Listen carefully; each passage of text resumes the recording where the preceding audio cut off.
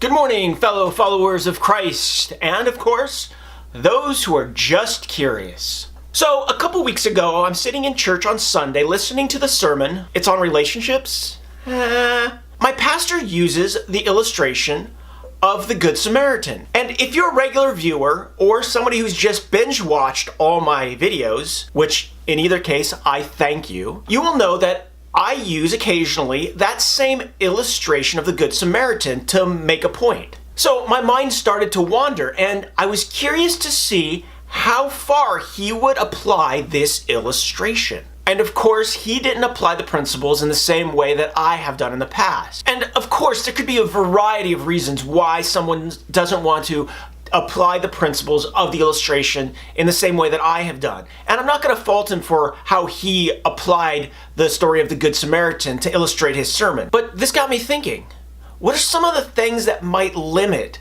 a pastor's ability to fully realize the principles of an illustration? And this is what I've realized. As much as people like to think that a pastor has an oversized influence over his flock, they really don't. The truth is, a pastor only has 20 minutes, maybe an hour with his flock a week, and that's it. After the sermon, people go home and will forget about almost everything that the pastor had said in the sermon. But because people who go to church usually think of themselves as Christians with Christian values, whatever that means, they tune in to radio shows, to TV shows that reinforce this idea or their perceived idea about what having those values means. And these programs are on day after day for hours on end, modeling behavior that in many ways is unbiblical, but there's nobody to sit there and question whether or not what they're saying, what they're doing is actually biblical.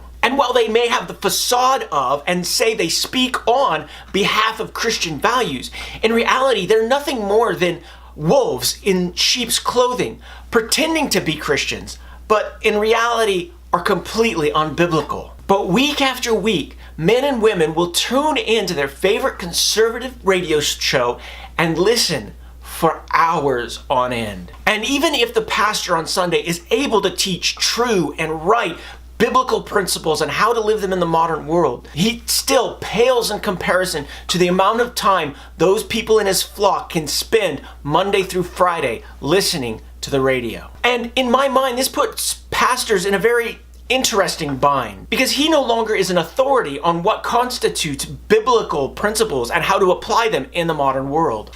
It doesn't matter that he went to Bible school and seminary to learn how to properly apply these principles to the modern world, because if he doesn't dance to the tune of Fox News, The Blaze, Breitbart, he's in danger of losing his job just to speak the biblical truth of the Bible. And that's just the reality that we and our pastors live in today. Where once there was authority in pastors, counselors, popes, and the Bible, it's no longer there. There are no more Baptists, evangelicals, Anglicans, Lutherans, Roman Catholics.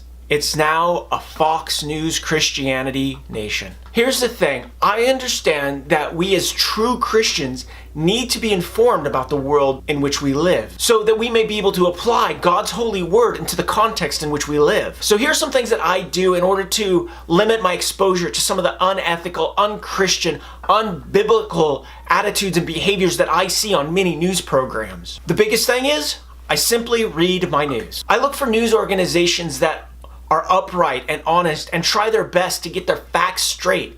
And also those that are trusted by other news organizations, their competitors. And what this does for me, being able to read these news organizations, is give me a distance from the outright emotional manipulation that I see on many of the conservative and sometimes liberal news programs. And if I want to watch news, occasionally this happens, but I look for the shows that stick with telling just the story. For me, most nightly newscasts do this moderately well, but it's the news programs that can spend 5, 10, 15 minutes on a news story that helps me better understand my world so that I can actually be better informed about what's going on and be able to actually take my Bible, read it, and be able to marry the two so that I can have a biblical understanding and attitude towards the world around me. My name is David Patton. I publish videos most Fridays talking about my Christian faith and my journey through it. If you like this video, give it a thumbs up and leave a comment below.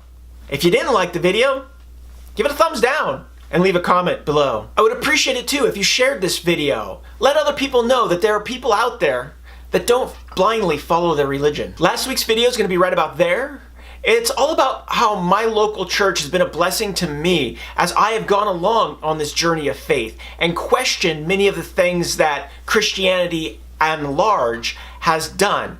And it also talks about my responsibility towards them. Of course, you can subscribe by clicking right there.